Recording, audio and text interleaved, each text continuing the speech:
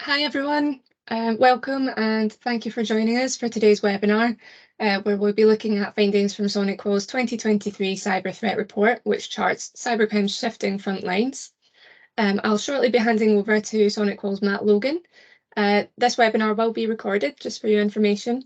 If you have any questions during the webinar, please use the Q&A tab that you'll see at the top of your screen, and your question will be put to Matt at the end of the session. And without further ado, I will hand over to Matt. Thank you, Lindsay.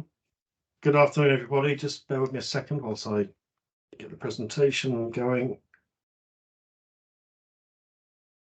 Okay, so thanks for taking time out of your day today. And the plan is to talk through our latest findings from our 2023 Cybersecurity Threat Report. I'll spend about 10, 15, 20 minutes on that, and then we'll roll into talking about how Sonicwall can help address those concerns and how we do it today with existing customers and to cover off some of our technology stack. Without further ado, let's jump in to the 2023 Cybersecurity Report. Right, so interesting, we release these reports twice yearly, and it's always quite interesting to see how things change year on year, or even 6 month on 6 month. There's quite a drastic change this year. So last year, lots of malware attempts and huge increases in that sort of area, but we've seen a complete shift in paradigm this year around. Some of the key findings from this year's threat report, which was released only a few days ago now, back on the 28th of February, you can download your copy online. This is the first time we've seen malware increase since 2018. So for the past few years, it's been on the decline. When it was on the decline, we saw an increase in ransomware attacks, for example.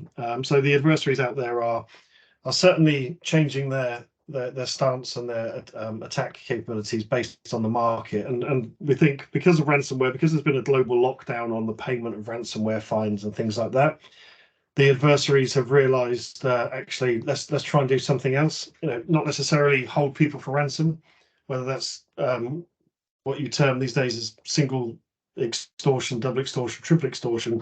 The thing with ransomware is you can, if you take someone's data, you encrypt it, they pay the fine, then you can threaten them again, double extortion, say I'm going to release this data online, and you can the attackers can continually hold the owner of that data to ransom, hence the name ransomware. But we've seen a big shift. So malware is up, ransomware has changed course slightly. RTDMI, which is our real-time deep memory inspection, this is our intelligence in the cloud, continues to grow. We're discovering more and more first seen 0-day threats. We've seen an increase in the log4shell exploit as well. This is quite interesting because log4shell was exploited about a year ago. And now these exploits have eclipsed the 1 billion mark. So we've seen a huge uptake and people still exploiting, which goes to show, not everyone knows that they still have this vulnerability. It hasn't been patched, and the adversaries still take advantage of that. An increase in overall intrusion attempts. And again, the attackers have moved away from firing ransomware to individuals, whether that's delivery by email or drive-by download or inadvertent installation by maybe an unsure employee with an organization.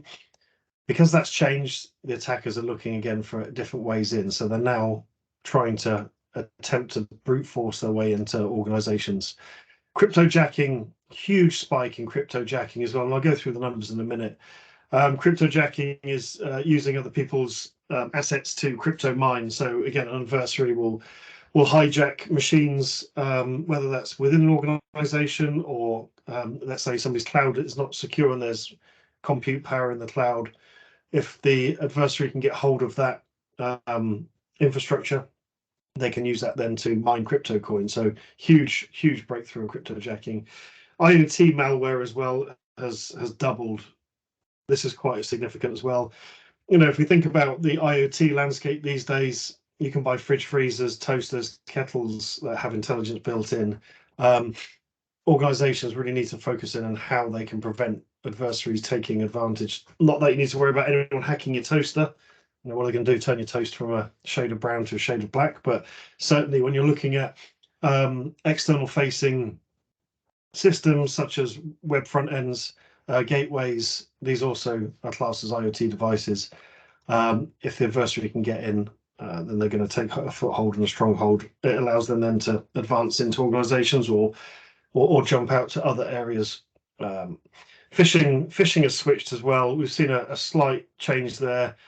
I'll go through some details and some numbers. But so again, 2023 threat report, we've seen a 28% drop in encrypted threats. Last year, encrypted threats were through the roof.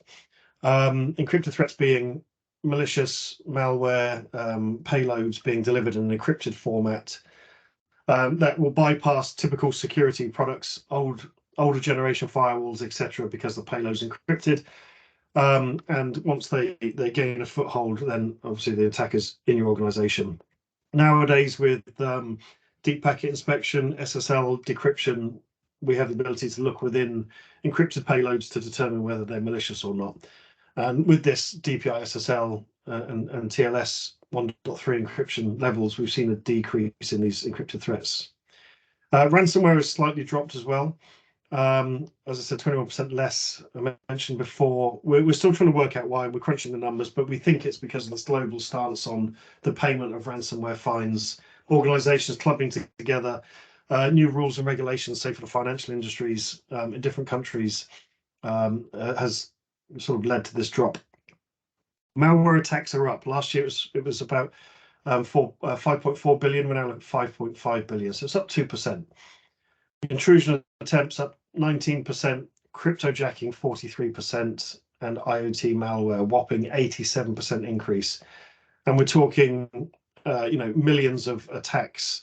But if you look at the intrusion attempts, we're looking at 6.3 trillion. So it's a complete shift in paradigms, a complete shift in the way the attackers are functioning these days. Now, we ran a poll within our customer base asking the C-level executives what's their biggest concern, what are they most concerned about their organization. And it's interesting, although we've seen a shift in the way adversaries are attacking and entering and gaining a foothold in organizations, the perception from the market is still a major concern around ransomware, spear phishing, encrypted malware. They're the top three that our customer base CISOs are most concerned with. The great thing is, when we do release this intelligence on a biannual basis, this will allow executives to look at the state of their organization and maybe focus in on areas that are more vital, protecting certain assets more so than other assets. So, for example, only 22% were concerned about IoT malware. Yeah, that's the biggest increase we've seen during 2022. Now, ransomware volumes, just to put it in perspective, the US is still being hammered. They have the most ransomware attacks, 217 million attacks last year. And that was an increase on the year from before. Now, not far behind. And, if you look at the size of the country and the economies, we're the second most attacked country with ransomware last year. So we've had more ransomware attacks than the rest of Europe. So 71 million ransomware attacks hit the United Kingdom, which is quite interesting. And there can be many reasons for that. We've had quite an interesting 2022 with the instabilities in our economy, the ever-changing government. How many PMs do we need in a year? Other major events such as Her Royal Highness passing and sort of areas of weakness whereby a well-organized adversary can use that as a method to exploit a country and then the companies within and the individuals. So 71 million ransomware attacks in 2022 against the UK.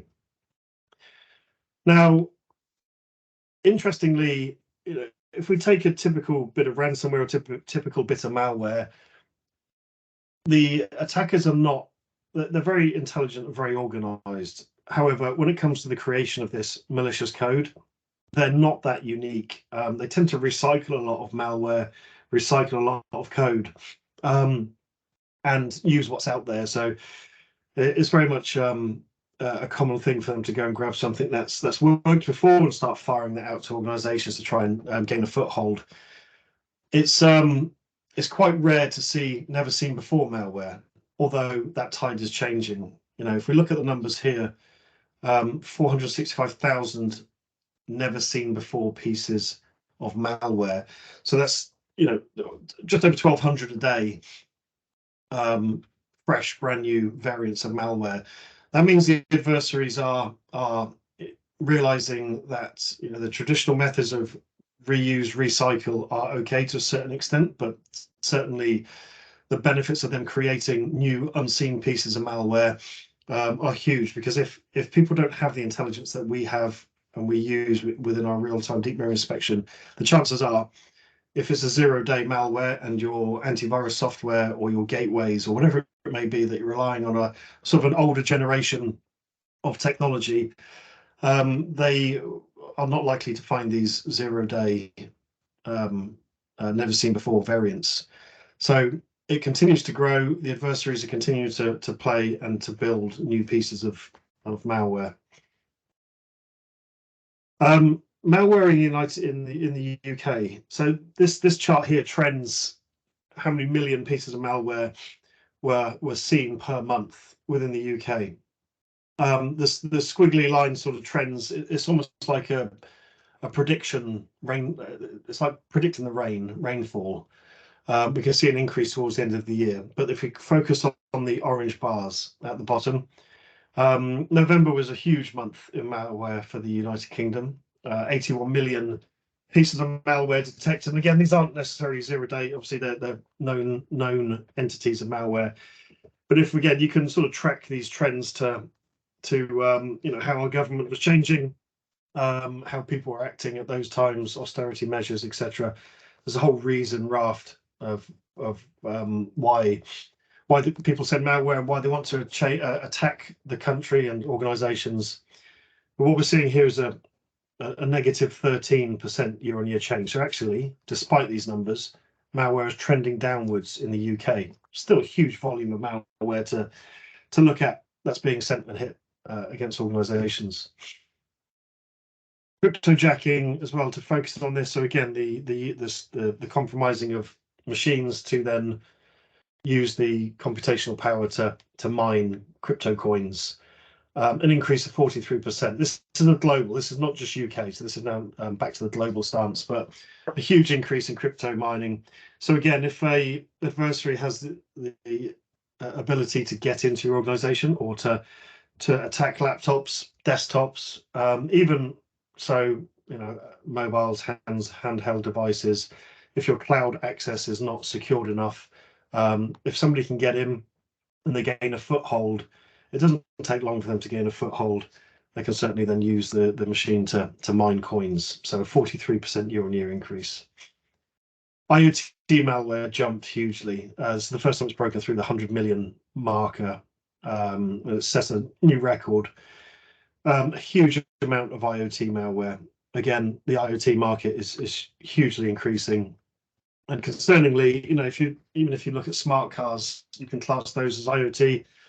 There's a big question out there that someone needs to ask the manufacturers, the automotive manufacturers, how are they protecting the intelligence within these cars? I went to a trade show a couple of years ago and watched someone hack a Tesla in about 30 seconds.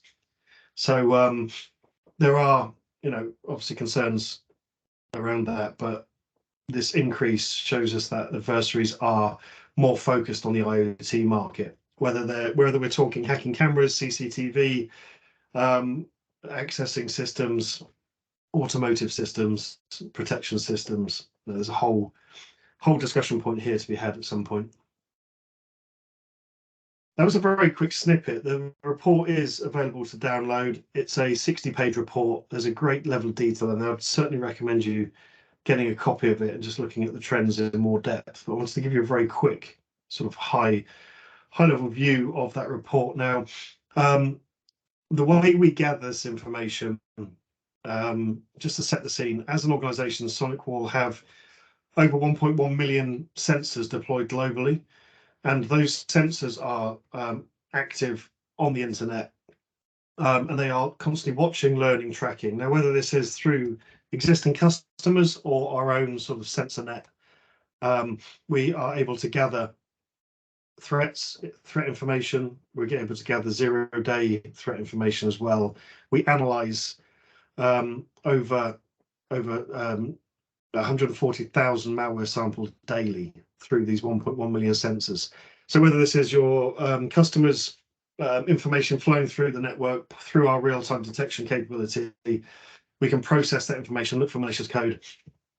We do this through 215 different countries and territories, monitoring all the major pipes. We have honeypots, honey traps out there as well, so adversaries can poke and prod these devices, and we can then capture the information of what they're trying to do, how they're trying to do it. And this is a 24/7 service, so we're constantly watching, constantly evolving the technology. But the key point down at the bottom, there's 28 million malware attacks blocked daily. So this isn't just a let's watch and see what happens. This is an active capability that we offer that will block. And I'll talk about in more detail how we go about doing that as I go through the next sort of set of slides. But so this information is constantly being fed in. We're looking at the state of play, which allows us to build our threat report. So again, some interesting trend changes there, increase in IoT activity, increased malware, particularly in the UK, and some downward trending information as well. But I'll happily, have a further in-depth conversation with you as and when about these certain aspects. And if you have any thoughts or concerns, we can certainly address them